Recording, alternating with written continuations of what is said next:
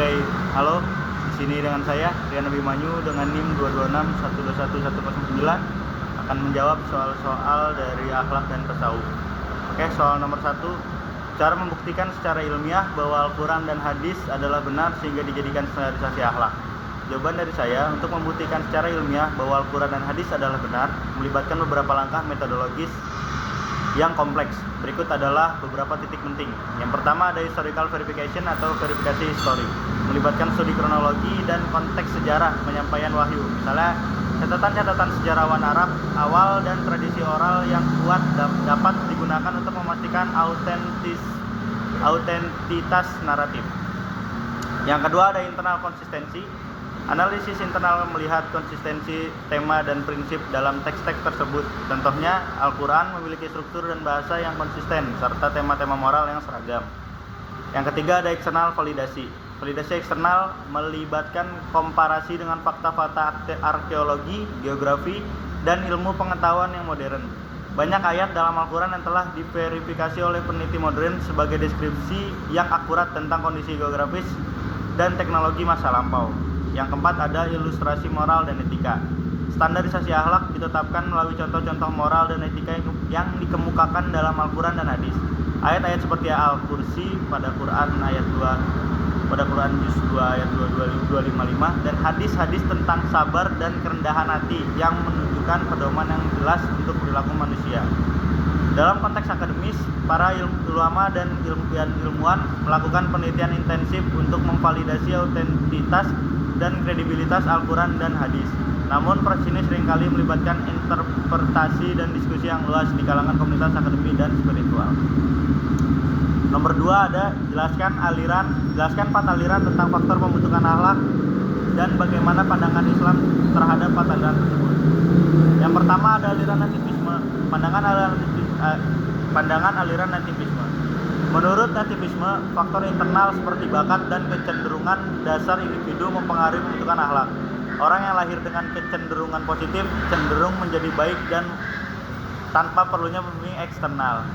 Sementara dalam pandangan Islam tidak sepenuhnya mendukung aliran ini. Meskipun fitrah atau insting manusia dapat membawa kecenderungan baik, Islam juga menekankan peran penting lingkungan dan pendidikan dalam membentuk karakter individu. Akhlak yang mulia tercermin dalam perbuatan-perbuatan yang sesuai dengan ajaran Allah Subhanahu wa taala dan hadis Rasulullah sallallahu alaihi wasallam. Yang kedua ada aliran empirisme. Pandangan aliran empirisme dipelopori John Locke yang menyatakan manusia lahir tanpa potensi dasar moral dan etika. Pembentukan diri individu bergantung pada pengalaman dan lingkungan sosial. Sedangkan menurut pandangan Islam menekankan bahwa akhlak bukan hanya produk lingkungan tetapi juga hasil optimalisasi potensi ruhaniyah yang ada di dalam diri manusia. Lingkungan yang baik dapat menunjang kemampuan dasar individu, namun tidak semua orang yang hidup dalam lingkungan baik pasti menjadi baik. Pendokumentasian Al-Quran dan hadis menunjukkan betapa pentingnya interaksi internal dan eksternal dalam pembentukan akhlak. Dan yang ketiga ada aliran konvergensi. Menurut aliran konvergensi, pembentukan akhlak dipengaruhi oleh interaksi antara faktor internal dan faktor eksternal. Sementara menurut pandangan Islam sangat mendukung aliran konvergensi. Islam menekankan bahwa akhlak ideal tercermin dalam perpaduan antara potensi batin individu dan perlunya pendidikan dan lingkungan yang baik untuk optimalisasinya. Al-Quran dan hadis memberikan pedoman moral yang spesifik tentang perilaku ideal umat Islam. Dan soal nomor 3 adalah Allah Subhanahu wa taala adalah zat yang maha sempurna dan tidak membutuhkan yang lain, termasuk ibadah makhluknya. Mengapa kita harus berakhlak terhadapnya? Sebutkan dan jelaskan bentuk-bentuk berakhlak terhadap Allah Subhanahu wa taala. Yang pertama adalah akhlak terhadap Allah tercermin dalam ketakwaan dan amalan-amalan soleh yang sesuai dengan sunnah Rasulullah SAW. Takwa adalah sikap hati yang takut kepada Allah dan berusaha menjauhi dosa-dosa.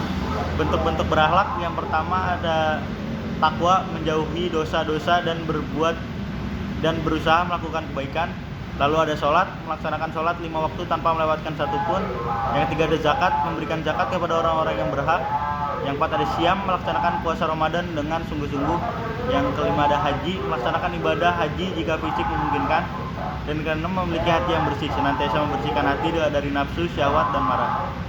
Jenis-jenis akhlak yang mulia lainnya seperti mencintai semua orang, toleransi, dan memberikan kemudahan kepada sesama juga merupakan bentuk berakhlak terhadap Allah Subhanahu wa taala karena tercermin dalam prinsip-prinsip agama Islam.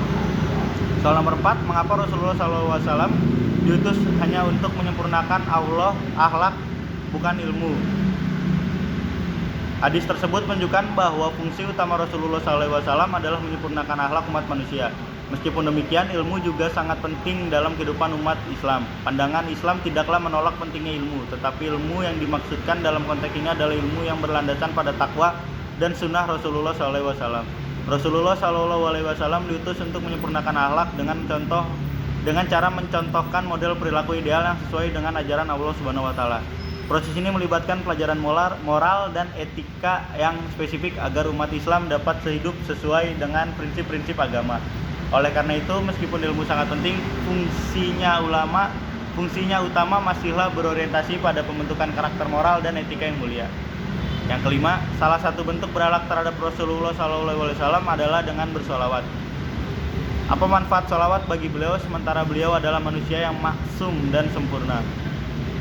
Salawat kepada Rasulullah SAW memiliki beberapa manfaat. Meskipun beliau adalah manusia yang maksum dan sempurna, manfaat salawat ini tidak sepenuhnya berorientasi pada Rasul itu sendiri, tetapi lebih kepada keuntungan spiritual bagi orang yang melakukannya. Beberapa manfaatnya adalah, yang pertama, ada menguatkan iman. Salawat dapat memperkuat iman dan keyakinan seorang terhadap kebenaran risalah Sallallahu Alaihi Wasallam, menghilangkan dosa. Melakukan salawat dapat membersihkan dosa-dosa dan meningkatkan status spiritual